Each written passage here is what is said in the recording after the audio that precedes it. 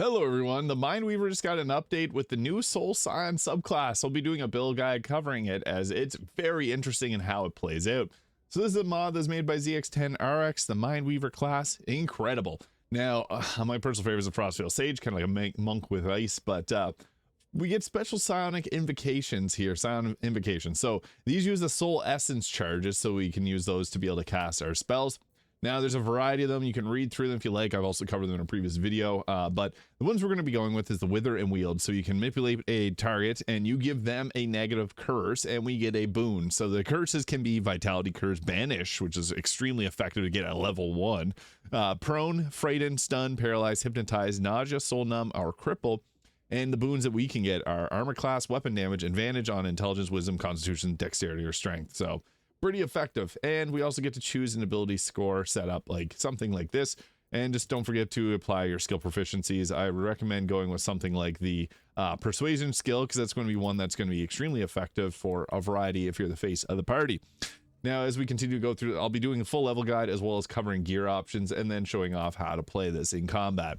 So at level 2, we get our subclass feature Ascendant. When the Soul Scion reaches their maximum soul essence, they transcend their mortal limits, unlocking a surge of untapped power. Once per combat, they may cast their highest level spell at no soul essence cost, channeling the full might of their power. So we get to pick another one here. Resonant Wave is really nice. It's like Thunder Wave with a pushback, which is extremely effective. I also guess I didn't mention the other skill that I selected. The Deep Soul Surge, which gives you lightning damage and you get heals per damage. It's actually really, really strong. We can also do the Soul Ignition, which will do fire damage over time, hurting the enemy pretty nicely. There's also the Curse of the Entropy here, which does random 1d4 of damage, which is kind of a cool ability to apply on targets. There's also the Pain Link, which I think is nice. You can basically link it to one of your teammates, and whenever they get hit with an attack, it reflects 20% of the damage back as psychic damage, which is really, really nice. There's also the Soul Shock, which can surge electrical energy outwards. So that's a really good one too. Or the Tenebrous Blades, which stop the target from healing and healing targets and gives disadvantage on attack rolls for the undead. It's a really good one to have. You also get to take a fighting style depending on what you want to be using for your weapons. Since this is a kind of a weapon attacker too, the dueling is nice because you can use like a weapon. I have a staff right now, but it has additional 1d8 of necrotic damage, which I feel is nice for this. But a shield is going to give us a bit of extra survivability, so that can be really good too. At level 3, we get our class feature Ethereal Mastery. As a bonus action after casting a spell and using Mind Surge, use a bonus action to levitate and fly, avoiding any attacks. It's cool.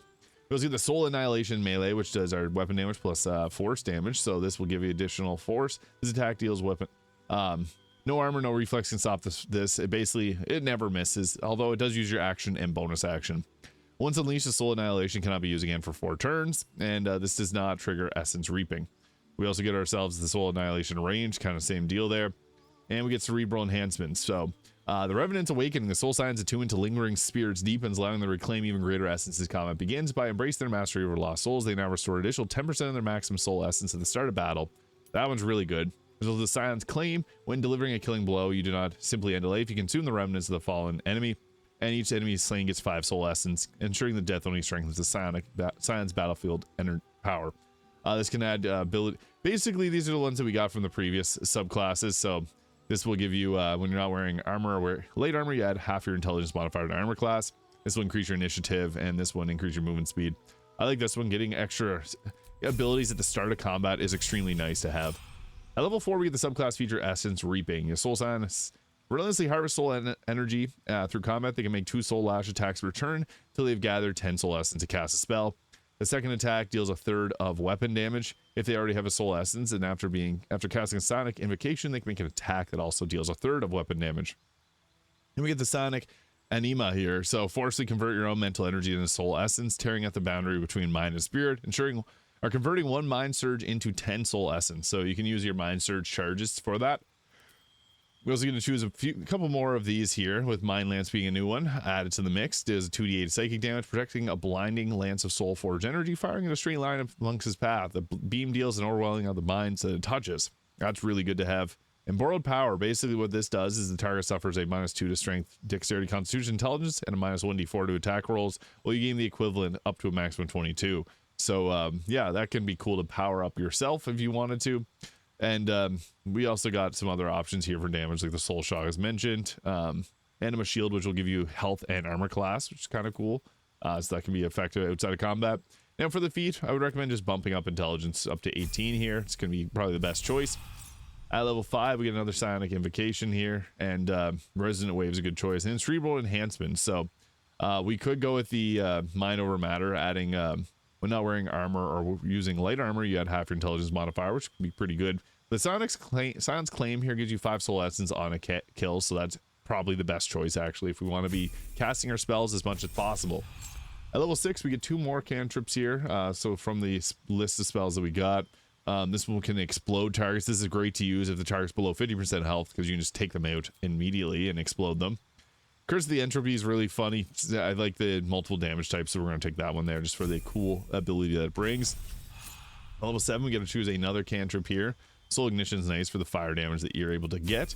So we'll go with that. Level 8, we get ourselves 2 more cantrips too. So we could go with, you could go with this one here, 20 soul essence for the borrowed power. And Spirit Brand, causing weapon damage to deal additional fire damage, which is kind of nice for your team to buff them up. But Anima Shield to power yourself up is also nice. And for our level 8 feat, intelligence boost. It's just a good choice to have there. At level 9, we get a Sonic Invocation again, so we'll go with the Pain Link can actually be kind of nice to be able to reflect damage from your team. And we'll go with the increasing armor class from the mind over matter. Now, this is pretty nice to get multiple choices there. Level 10, we just get to pick another cantrip, so you eventually will get all of these here, so you can just continue to pick them away. Level 11 gives ourselves subclass feature Soul Mind. It's your connection to Linger soul energy grows unwavering. At the start of each turn, you passively restore 5 soul essence, allowing your will to remain fueled in the heat of battle. Another choice here, so that's really good, powering up our abilities. And we have to take the final one here, and the cerebral enhancement. We can go with an increase our movement speed, or we can go with an intellectual agility, increasing our initiative equal to intelligence modifier. And we already maxed our intelligence, so we don't really need, because we already got the +5 to initiative just by taking that. So usually I take alert, but we actually don't need to take it this time. You could go down and take like the savage attack reroll damage die if you wanted to go that route, but we only get 1 attack. So Warcaster giving advantage on Constitution saving throws if you're not going to use the Constitution amulet, and you get a reaction shocking grasp with someone that runs by you. So that can be quite nice. And another ability score improvement, increased dexterity, is also quite good. So you could also go with something like that just for better survivability's sake. So we can go with something like that. Now for our items, I guess helmet, it really just depends. If you want to be using more spell casting, you go with the Hood of the Weave or the Mask of Soul Perception there for better attack rolls. It's entirely your choice. There's no real best helmet to go with. So that's kind of where we're at with that. For cloaks, you can go with the Cloak of Protection and bring us our armor class up even higher, or even the Deathstalker Mantle to turn invisible, which is nice if you do the Dark Urge. The Ballast Armor is nice because we can get into the front lines, and we got the Aura of Murder, which will give us makes the so the targets become vulnerable to piercing damage, so we can use a piercing weapon. Hulless Gloves is best in slot for gloves. This will give us bonus to spells and additional fire damage on our attacks. Evasive Shoes for +1 armor class, although you could go with the Boots of Stormy Clamor there, because we do have a lot of conditions we can apply on the enemy to stack further reverberation stacks. I like the Crypt Lord Ring for create undead level 6 spell. That can be nice, although Killer Sweetheart is always a good choice. In early game, go with whatever you got. Even Crusher's Ring for the extra 3 meters movement speed is quite nice, because we don't get any real extra. We just have that one ability that we didn't take. Amulet of Greater Health, this gives us 135 health, although again, you can take other options here. There's no real best in slot as far as amulets go. And then we got ourselves the Ring of Protection to put our armor class to 26. We get 2 from the Mind Over Matter, 14 from our armor, 4 from dexterity, 3 from our shield, 1 from Ring of Protection, 1 from Evasive Shoes. So actually not a bad armor class. I have the Staff of Cherished Necromancy here because this will give us additional necrotic damage on our attacks. That's not optimal. The best one is probably the Infernal Rapier, to be honest, because with this, it gives us a bonus to our spell save DC. And instead of using our dexterity modifier, we use our intelligence, which is going to give it a higher hit chance. And you get a free summon with the Cambion, which I think just fits thematically here with our class. So we'll go with that there. And then the Hellrider Longbow gives a +3 to our initiative. So what this will end up looking like in combat. So we gain our 50% of Soul Essence here, giving us 35. Then we also got 5 Mind Surges. So we need to charge up our abilities, so that's where coming in with just a melee weapon attack can be nice. So you got our Soul Lash melee there, which we can use to just do an attack against a target, and we'll just go ahead there, critical hit. So the Soul Lash, Essence Reaping, you can relentlessly harvest Soul Essence through combat. They gain 2 Soul Lash attacks per turn until they've gathered enough Soul Essence, so we can do that again. That took out the target, and we recovered our Soul Essences there. So then we go ahead with our more powerful options for attacks. Again, Deep Soul Surge is really good. We could go with an upcasted version, but we're just going to go with this one here, mid-cast here. We don't have advantage on our roll, but still a 90% hit chance, and we'll try to hit as many targets as possible because the healing that we'll get is quite nice. So that gave us a healing off, and it did a bit of lightning damage. We didn't need the healing per se, but... And then we also got the turn 1 Mind Surge into 10 Soul Essence if we wanted to regain more of them. So it's cool with the Soul Lash, you get 2 attacks, so that's actually pretty effective. And our Cambion from the Infernal Rapier is also nice to have as well, because it just gives us some more options for attacking, and it just, again, fits thematically. So we just got blasted pretty hard there, but we'll drop down a Soul Shock, because we got some... Actually, we'll do a Soul Lash again, just to be able to gain our damage back.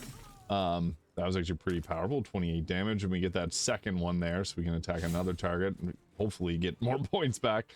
And we'll use Soul Shock now, and we can upcast this as well, as it does quite a bit of damage. So we can go ahead there. If you got a target that's got, like our teammate here, we'll just go ahead with that and get counterspelled, of course.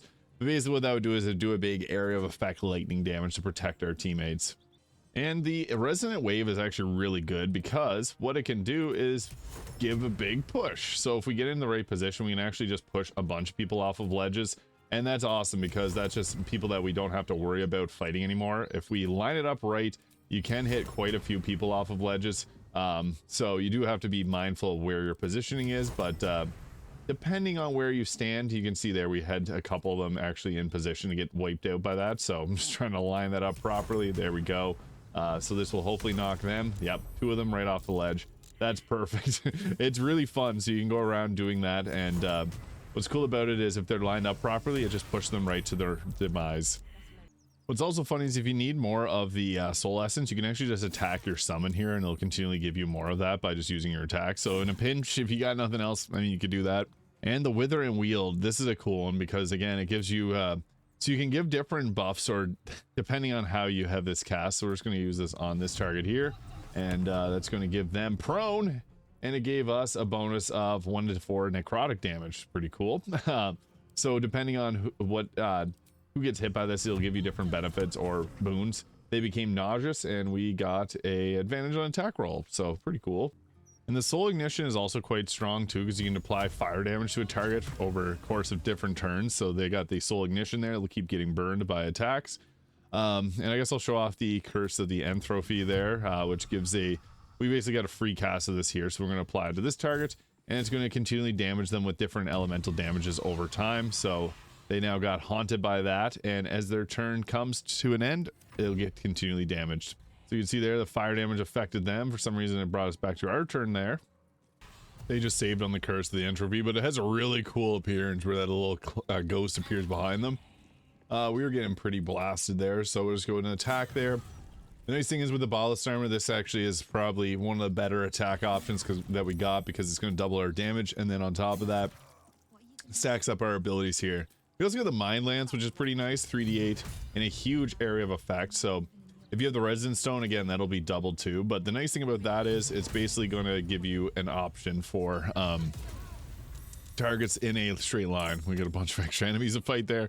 This class, while not overpowered, it's a fun to play one. So there's the Curse of Entropy. It actually just finished them off, which is perfect. So yeah, that is the Soul Scion Mind Weaver in Baldur's Gate 3, now released on console as well.